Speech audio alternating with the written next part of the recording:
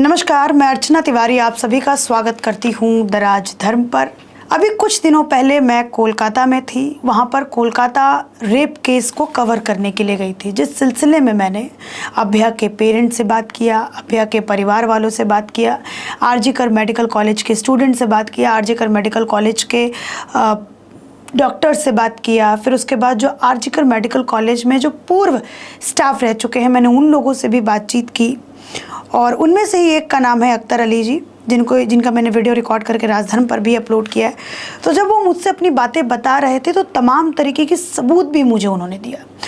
कहा कि ये लीजिए जी, ये इतनी मोटी फाइल उन्होंने मुझे दी और कहा कि आप इसको ले जाइए और आप तथ्यों के साथ बात कीजिए, क्योंकि जो मेरी सारी बातें मैं आपसे बता रहा हूँ वो महज टीआरपी के लिए और संदीप घोष को बदनाम करने के लिए नहीं कर रहा हूँ। इसके पीछे सपोर्ट करता है मेरा ये तथ्य, इसके पीछे बड़े बड़े कारण हैं। और मैं अगर अभी की बात करूं, मैं इन सारे तथ्यों पर भी आऊंगी कि उन्होंने मुझे क्या कुछ दिया था, लेकिन मैं अगर अभी की बात करूं, आज की तारीख की बात करूं 24 अगस्त 2024, तो इस केस का अपडेट है कि पॉलीग्राफ टेस्ट की अनुमति मिल गई है संदीप घोष की और उन 4 डॉक्टर्स की भी जो उस दिन अभया के साथ मौजूद थे। उनका पॉलीग्राफ टेस्ट का अनुमति मिल चुकी है। लेकिन आपको मैं एक मज़ेदार बात बताऊं, जो नार्को टेस्ट होता है या पॉलीग्राफ टेस्ट होता है वो कोर्ट में मान्य नहीं होता है। और इस बात को सीबीआई ने सुप्रीम कोर्ट में कहा कि चूंकि ये केस हमें 5 दिनों के बाद सौंपा गया था, 5 दिनों के बाद ये केस हमारे हाथ में आया था, तो इसीलिए हमें सबूतों को इकट्ठा करने में बड़ी परेशानी हुई। आप लोगों को ये भी ध्यान में रखना चाहिए कि सुप्रीम कोर्ट ने एफआईआर की टाइमिंग पर भी सवाल खड़े किए थे।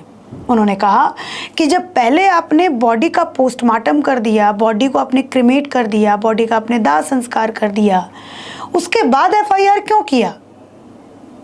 और बॉडी का पोस्टमार्टम आपने लोगों के मतलब चूंकि डॉक्टर जो हैं वो हड़ताल पर आ गए थे, डॉक्टर्स ने प्रदर्शन करना चालू कर दिया था, उसके बाद वीडियोग्राफी हुई थी और उसके बाद वहाँ पे डॉक्टर्स को मौजूद रखा गया था। तो बोला कि आप लोगों ने इतनी चूक क्यों की? तो आज के इस वीडियो में हम बात करेंगे कि जितना सीधा और जितना सरल ये केस लग रहा है, क्या सच में उतना सीधा और सरल है ये केस? क्योंकि मैंने खुद ने अपनी पूरे करियर में, 5 साल के करियर में 2 रेप के केस मैंने कवर किए हैं। एक मैंने कवर किया है उज्जैन वाला, जिसमें 12 साल की बच्ची का ऑटो ड्राइवर के तरफ से बलात्कार होता है। 12 किलोमीटर तक, शायद 10-12 किलोमीटर तक वो लड़की पैदल चलती है भोर के समय, नंगे पैर, नग्न अवस्था में। फिर उसका एक पुजारी जाकर के, एक गुरुकुल के एक स्टूडेंट थे, उन्होंने जाकर के उनके तन पर कपड़ा डाला, जिन्होंने ये दिखाया था, उस केस ने हमें ये दिखाया था कि हमारा समाज कितना नग्न है और हमारा समाज कितना कठोर है। और दूसरा मैं ये केस मैंने कवर किया जो ब्रुटैलिटी में आता है, कोलकाता रेप केस। आज की इस वीडियो में हम सिलसिलेवार तरीके से बात करेंगे कि अगर आखिरी में, चूँकि अंत में यही आने वाला है कि संजय रॉय मुख्य आरोपी होगा, क्योंकि सीबीआई ने ये कह दिया है कि इसमें कोई गैंग रेप नहीं हुआ है, ये सिंगल पर्सन के द्वारा किया गया रेप है। ये उसी नक्शे कदम पर जाते हुए लग रहा है जिस तरीके से जो इन्वेस्टिगेशन कोलकाता पुलिस ने की थी, वही सेम इन्वेस्टिगेशन जो है वो सीबीआई की तरफ से की जा रही है, क्योंकि सबूतों का अभाव है इस केस के अंदर। अब ज़रा हम इस केस पर आते हैं, कोलकाता रेप केस। एक वीडियो बड़ा ऑडियो एक जो है वो बड़ा वायरल हो रहा था। जब मैं कोलकाता में थी तब भी वायरल हो रहा था, जिस ऑडियो के अंदर ये बातें आ रही थी सामने। हालांकि उस ऑडियो का कोई पुष्टि नहीं करता, ठीक है, कोई पुष्टि उस ऑडियो की अभी तक हुई नहीं है, लेकिन जब मैं भी गली गली कोलकाता में घूम रही थी, आरजी कर मेडिकल कॉलेज के कैंपस में घूम रही थी, तो ऐसी बातें मैंने भी सुनी थी। डॉक्टर्स को करते हुए मैंने ये बातें सुनी थी। वहाँ के डॉक्टर्स ही बात कर रहे थे कि शायद ऐसा हुआ है। और अभया चूँकि जिनके नज़दीक थी, जिन दोस्तों के करीब थी, वो उनसे ये बातें शेयर करती थी कि वो पिछले 6 महीने से बहुत ज़्यादा टेंशन में थी। उनके पेरेंट्स ने भी इस बात को मीडिया में आके सामने कहा है कि अभया पिछले कई दिनों से बहुत टेंशन में थी और उनकी एक कार जो उन्होंने खरीदी थी, जो उनको बड़ी प्रिय थी, उनकी कार को भी वेंडलाइज किया गया था। मतलब कार को भी तोड़ा गया था। ये बात मुझे आरजीकर मेडिकल कॉलेज के कैंपस में सुनने को मिली। तो मैंने पूछा ऐसा क्या चल रहा था कि जिसकी वजह से अभ्या इतनी परेशान थी, फिर उसके बाद उसके कार को तोड़ा गया, उसको धमकियाँ मिल रही थी। तो उस वीडियो ऑडियो के अंदर जो बातें हो रही थी कि संदीप घोष लोगों से पैसे लेता है बतौर प्रिंसिपल, लोगों की पीजी कंप्लीट कराने को लेकर के, या फिर उनका अगर ट्रेनिंग कंप्लीट हो रही है तो उसको कंप्लीट कराने में वो पैसे लिया करता था, घूस लेता था स्टूडेंट से, ड्रग रैकेट चलाता था। मतलब हीरोइन कोकेन वाला ड्रग रैकेट नहीं, हॉस्पिटल के जो ड्रग्स हैं, मतलब हॉस्पिटल की जो मेडिसिन है उनको ज़्यादा रेट पे खरीद के फिर उनको प्रॉफिट अपने पास रख करके इस तरीके का ड्रग रैकेट चलाता था। फिर उसकी जो कट मनी है, जो पैसा उसको चूँकि साठ गांठ उसके बड़े बड़े जगहों पर थे, चूँकि इसके अंदर सरकारी लोग भी मौजूद थे, इसके अंदर सरकार के लोग भी मौजूद थे, तो उनको कट मनी देना पड़ता था। तो हर महीने और मैं ये बात बहुत जिम्मेदारी से कह रही हूँ चूँकि मैंने वहाँ पे लोगों से सुना और मैं तब जाके आप लोगों को बता रही हूँ कि हर महीने वहाँ से, उस कॉलेज से, उस मेडिकल हॉस्पिटल से पैसे जो हैं वो सरकार को जाते थे। ये बात वहाँ के मेडिकल कॉलेज के अंदर चल रही थी, लोग ये बात बोल रहे थे। और एक थ्योरी ये भी सामने निकल कर के आई कि अभ्या का पहले से ही मर्डर हो चुका था और इस बात को सीबीआई ने भी उठाया था। अगर आपको याद होगा, अगर आप इस केस को बहुत गंभीरता से देख रहे होंगे तो, कि बहुत सारे जो एविडेंस है उनके साथ छेड़छाड़ किया गया था। ऐसा भी हो सकता है मर्डर कहीं और किया गया हो, बॉडी कहीं और रखी गई हो।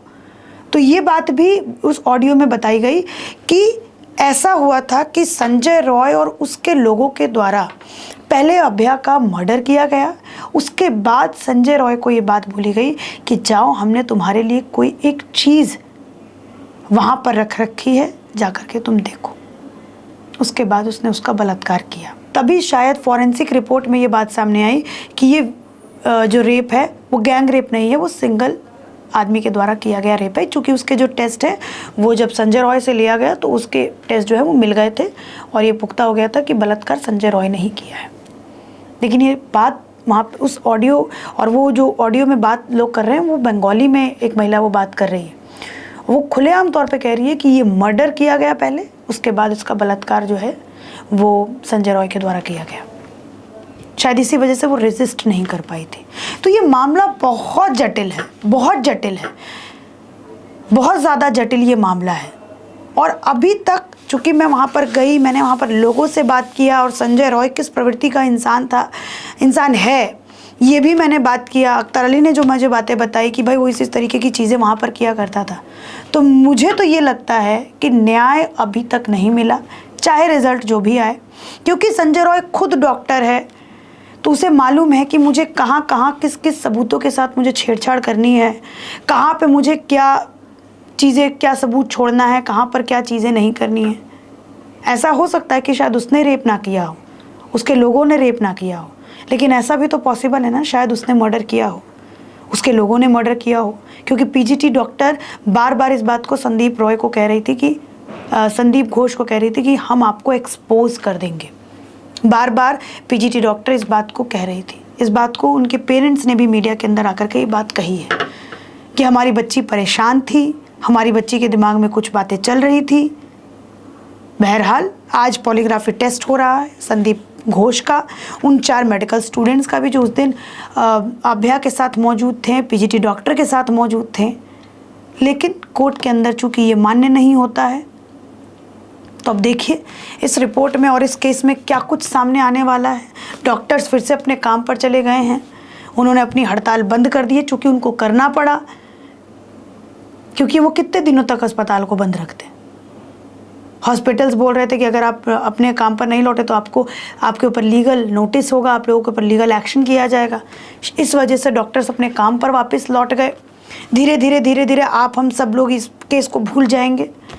लेकिन अभ्या का जो आरोपी है वो खुली हवा में सांस लेगा, चूँकि उसको समर्थन सरकार का है, उसको समर्थन वहाँ के लोगों का है। लेकिन इस केस के बाद जो एक पहलू जो निकल कर के आया है वो आया है स्टेट गवर्नमेंट का फेलियर, जिसके ऊपर इस केस की तो बात हो ही रही है, लेकिन हमें इसके ऊपर भी बात करना चाहिए। जिस तरीके से डिप्टी सुपरिटेंडेंट, कॉलेज के डिप्टी सुपरिटेंडेंट अख्तर अली ने घोटालों की बात की है, सोचिए कितनी भ्रष्ट है वहाँ की सरकार। एक कॉलेज की बात सामने आई, रेप से ये मामला उठा, वहाँ का प्रिंसिपल का इतना सारा मुद्दा सामने निकल करके आ रहा है।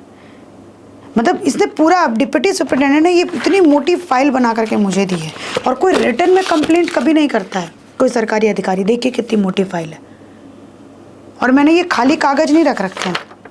अब देखिए रिपोर्ट है, कमिश्नर को लेटर है, कहीं कहीं इंक्वायरी कमेटी को लेकर के लेटर लिख रखा है, फिर ममता बनर्जी को, वेस्ट बंगाल चीफ मिनिस्टर को भी जाकर के लेटर लिखा है कि मुझे परेशान किया जा रहा है, मुझे धमकियां आ रही हैं, लेकिन इसका कोई रिप्लाई अख्तर जी को मिलता नहीं है। फिर गवर्नर को मेल किया जाता है कि वेस्ट बंगाल में धांधली चल रही है, लेकिन फिर भी कोई एक्शन नहीं होता है। तो सोचिए, अंदर खाने आज बंगाल की परिस्थितियों से जूझ रहा है। कितनी सारी चीज़ें बंगाल के अंदर चल रही हैं। हम टैक्स पेयर पैसा देते हैं, टैक्स देते हैं चूँकि ताकि हमें एक अच्छी फैसिलिटी मिले। बदले में हमें क्या मिलता है? घोटाला। एक संदीप घोष जैसा प्रिंसिपल जो सरकार के साथ मिली भगत करके धांधलेबाजी करता है, खुद अपने लाइफ में सारे आनंद उठाता है, और हम सिर्फ टैक्स पे करते रह जाते हैं, और सरकार को उससे चंदा जाता है, उससे वो इलेक्शन लड़ती है, और हम फिर दोबारा वोट करने भी जाते हैं। क्योंकि उस समय काफ़ी सारे लुभावने वादे किए जाते हैं, ये फ्री वो फ्री, हम इन तरीके की चीज़ें आपको देंगे, हमारी सरकार इसलिए इतनी अच्छी है, दूसरे की सरकार इसलिए इतनी बुरी है। इस केस में राजनीति नहीं होनी चाहिए, शुद्ध रूप से राजनीति नहीं होनी चाहिए, लेकिन आज के समाज में आप राजनीति से अछूते कहीं भी नहीं रह सकते हैं। संदीप घोष के मामले ने बंगाल को पूरी तरीके से नग्न करके रख दिया है, वहाँ की गवर्नमेंट को नग्न करके रख दिया है। जब मैं कोलकाता की सड़कों पर घूम रही थी तो मैंने खुद से देखा कि जगह जगह टीएमसी ने तंबू लगा रखा था, और वो बार बार मंच लगा के कह रहे थे कि बीजेपी और वाम दल की तरफ से ये पूरी षड्यंत्र जो है वो किया जा रहा है, पूरा षड्यंत्र किया जा रहा है। महुआ मोइत्रा ने तो ट्वीट तक कर दिया, 4 दिनों के बाद उन्होंने ट्वीट किया था इस केस पर पहली बार, और उन्होंने ट्वीट भी किया जिसमें उन्होंने लिखा कि पेल्विक बोन्स नहीं टूटी हैं, कॉलर बोन्स नहीं टूटी, ये सारा भ्रम फैलाया गया है। महुआ मोइत्रा जी 5 दिनों के बाद केस ट्रांसफ़र किया गया था सीबीआई को, 5 दिनों के बाद, और पुलिस कमिश्नर के ऊपर आरोप है। बंगाल ने जो एसआईटी गठित की, उन जितने भी लोग उनके अंदर मौजूद हैं सबके ऊपर आरोप है, संदीप घोष के ऊपर आरोप है, पुलिस के ऊपर कितने सारे सवाल सुप्रीम कोर्ट ने खड़ा कर दिया, चाहे टाइमिंग को लेकर के या फिर प्रिंसिपल के रोल को लेकर के, सारे मुद्दों पे सुप्रीम कोर्ट ने खुद लताड़ लगाई है। वेस्ट बंगाल की पुलिस ने, सुप्रीम कोर्ट को ये कहना पड़ता है कि 30 सालों में सबसे बड़ी लापरवाही वेस्ट बंगाल की तरफ से की गई है, पुलिस की तरफ से, और वो होम डिपार्टमेंट आता है ममता बनर्जी के अंदर, जो खुद एक महिला मुख्यमंत्री हैं। लेकिन चूँकि आप कहिए, चूँकि आप भारत में रहती हैं, भारत की जनता ऐसी है कि सब भूल जाती है, विस्मृत कर जाती है, भूल जाती है सब कुछ, तो इसलिए ये केस भी भूल जाएगी, संदीप घोष कौन है ये भी भूल जाएगी, उनके घोटाले भी भूल जाएगी। सिर्फ याद रहेगा उस समय के लुभावने किए हुए वादे चुनाव के वक्त, और फिर जनता, भोली भाली जनता वोट जा कर के देगी। तो मैं चूँकि कलकत्ता गई, वहाँ पे जाके मैंने इस केस को कवर किया, तो इसलिए मेरे पास इतनी सारी चीज़ें हैं, और मैंने ग्राउंड रियलिटी देखी कि आज बंगाल की ग्राउंड रियलिटी क्या है। चलिए इसी के साथ मैं आप लोगों से विदा लेती हूँ। आशा करूँगी कि आप थोड़ा सा अपने चारों तरफ चौकन्ना रहें। लड़कियों की सुरक्षा आज के ज़माने में बहुत ज़रूरी है। अभी जब मैं ये वीडियो कर रही हूँ तो कल ही खबर आई कि आसाम के अंदर भी नाबालिग के साथ बलात्कार हुआ। बलात्कार करने वाले 2 युवक शायद मुस्लिम थे, मुस्लिम वर्ग के थे, शायद इसलिए आपको ज़्यादा स्टोरियां नहीं दिख रही होंगी। आसाम को लिख चुकी, वहाँ पे चीफ मिनिस्टर बीजेपी के हैं, तो इस वजह से भी कुछ लोग चला रहे होंगे ये स्टोरी। लेकिन चीफ मिनिस्टर ने खुद कहा है कि मैंने डीजी साहब को खुद कॉन्फिडेंस में लिया है, उनको कहा है कि इस मामले में कड़ी से कड़ी सज़ा जो है वो मिलनी चाहिए। मैं किसी स्टेट की यहाँ पर तुलना नहीं करती हूँ, लेकिन अगर खुद स्टेट सामने उतर के और इस तरीके से अगर आरोपी का बचाव करने लगे, अगर पुलिस किसी आरोपी का बचाव करने लगे, तो संदेह होता है। वहाँ पे लड़कियों की सुरक्षा नहीं केवल मायने रख रही है, सोचिए वहाँ पे लड़के किस हालत में रहते होंगे, वहाँ पे आम जनता किस हालत में रहती होगी वेस्ट बंगाल के अंदर। लड़की तो छोड़िए, जिस हाल में हैं वो हम देख रहे हैं, लेकिन लड़के, आम जनता, उनका हाल सोचिए क्या होता होगा। जब कोई अपना सरकारी काम कराने लेके जाता होगा, सोचिए उन पर क्या बीतती होगी। क्योंकि वेस्ट बंगाल की पुलिस ये केस के बाद पूरी नग्न हो चुकी है। वेस्ट बंगाल की पुलिस के ऊपर से वहाँ की जनता का विश्वास उठ चुका है। इसी के साथ धन्यवाद।